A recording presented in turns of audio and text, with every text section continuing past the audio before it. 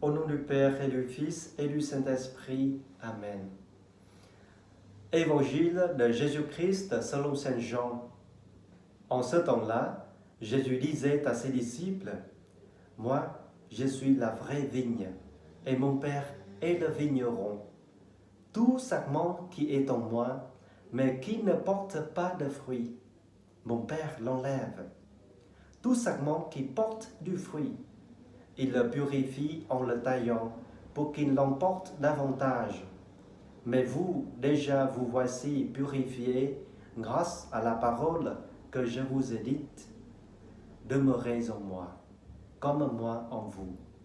De même que le sarment ne peut pas porter de fruits par lui-même s'il ne demeure pas sur la vigne. De même, vous non plus, si vous ne demeurez pas en moi. Moi, je suis la vigne, et vous, les sarments.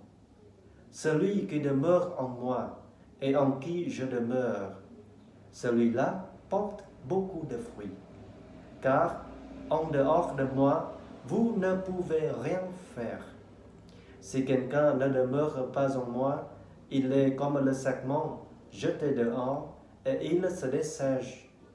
Les sarments secs, on les ramasse, on les jette au feu et ils brûlent. Si vous demeurez en moi et que mes paroles demeurent en vous, demandez tout ce que vous voulez et cela se réalisera pour vous. Ce qui fait la gloire de mon Père, c'est que vous portiez beaucoup de fruits et que vous soyez pour moi des disciples. Acclamons la parole de Dieu. Louange à toi, Seigneur Jésus.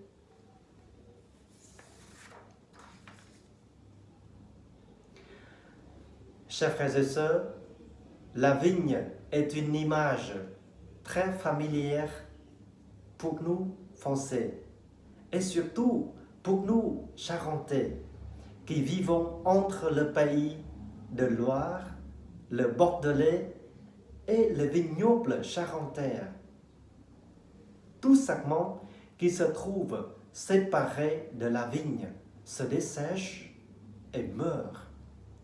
Par contre, tout sarment qui porte du fruit est soigné, taillé pour qu'il en porte encore davantage.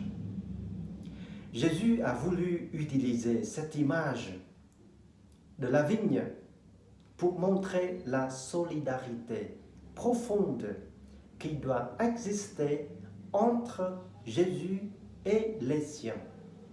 Ils sont attachés à la même racine, nourris de la même sève et dépendent du même vigneron, le Père. Et de même que le sarment détaché de la vigne ne porte pas de fruits, se dessèche et meurt. Au contraire, celui qui reste sur la vigne porte beaucoup de fruits, car, conclut Jésus, « Hors de moi, vous ne pouvez rien faire. » Sainte Thérèse de l'Enfant Jésus a mis en pratique cet enseignement de Jésus. Elle avait pris l'habitude d'être en permanence en conversation avec Dieu. Ainsi, quand par exemple elle balayait le sol, elle priait en même temps le Seigneur pour les âmes du purgatoire. Frères et sœurs, par notre baptême, nous sommes devenus chrétiens. C'est-à-dire que nous appartenons au Christ et par conséquent, toute notre vie de chrétien, tout ce que nous sommes, tout ce que nous disons, faisons, doit s'inspirer du Christ auquel nous sommes liés, comme le sarment est lié à la vigne. À nous de savoir et de vouloir créer une relation étroite avec lui par la prière et par l'écoute de sa parole. Dans ces conditions, nous pouvons dire comme Saint Paul, qui pourra nous séparer de l'amour du Christ?